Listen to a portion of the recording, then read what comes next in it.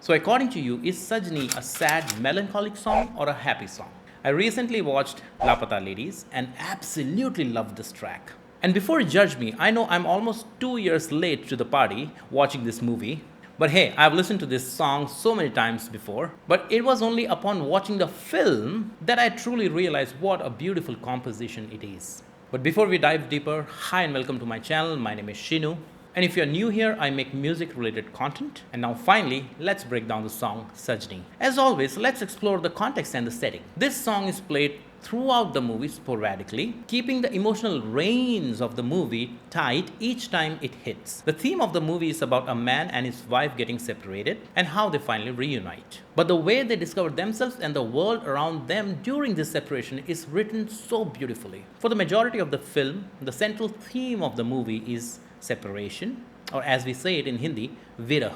And to showcase the true pangs of separation, you need a song like Sajni, and it absolutely delivers. The movie itself does not take itself too seriously, and it is slightly satirical in its delivery. So to come back to the question that I asked at the beginning of the video, is Sajni a sad or a happy song? Well, the answer is not that simple because it is actually a blend of both. And why do I say that? Give me a few minutes to explain. Usually a sad, tragic or melancholic scene in a movie is depicted with songs written in minor keys. If a song is happy, it is usually written in a major key. But when you listen to Sajni, it doesn't feel like a heavy tragedy, but it feels like a warm, rustic embrace, even though the story on the screen is an absolute nightmare. So how did Sampath make a song about separation feel so incredibly comforting? It definitely has to do with the arrangement, but the secret sauce is the F major 7th chord played right at the opening line of the song as Arijit whispers, "O Sajni Re."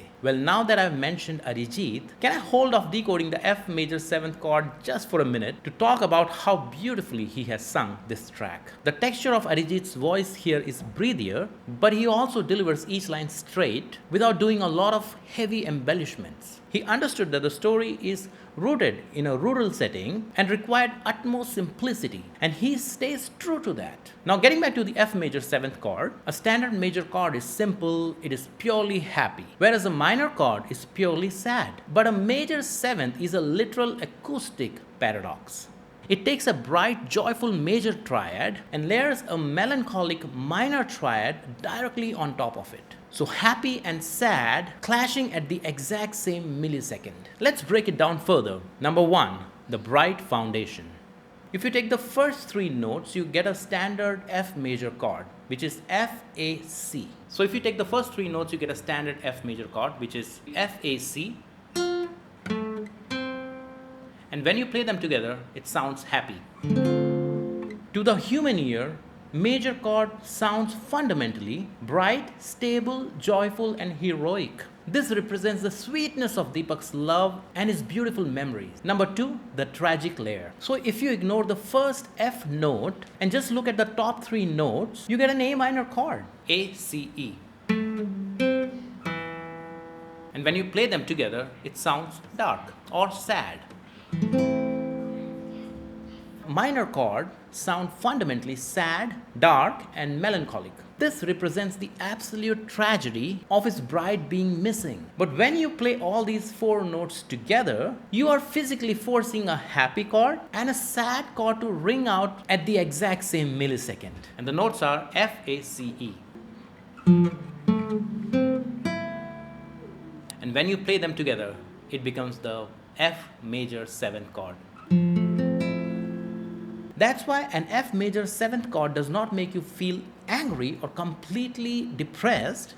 It triggers that specific bittersweet ache of nostalgia. Now let's talk about the lyrics. It is such a simple song with very simple lines. While researching about this song, I got to know that Sampath actually crowdsourced the lyrics of this song. He sent the core idea of the song to a bunch of different poets and asked them to write based on that concept. Finally, the song was written by Prashant Pandey, who actually works at a bank. And that explains why the song is so unpretentious, yet absolutely touches the core of your heart. Lines like "Kaise kate din raat" are not fancy literature. They are the raw, simple thoughts of an ordinary man and feels so honest. I think I've covered almost everything that I wanted to talk about the song, except for one quick piece of trivia. The intro of the song is not played on a guitar, but on an instrument called African kora. And the interlude is played on an American bluegrass mandolin. Well, that was the analysis of the song Sajni from the movie Laapataa Ladies. Please tell me your thoughts in the comment section down below. Also, let me know a song that you would want me to review next.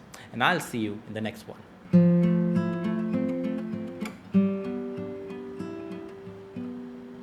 ओ सजनी रे कैसे कटे दिन रात कैसे हो तुझसे बात तेरी याद सतावे रे ओ सजनी रे कैसे कटे दिन रात कैसे हो तुझसे बात तेरी याद सतावे रे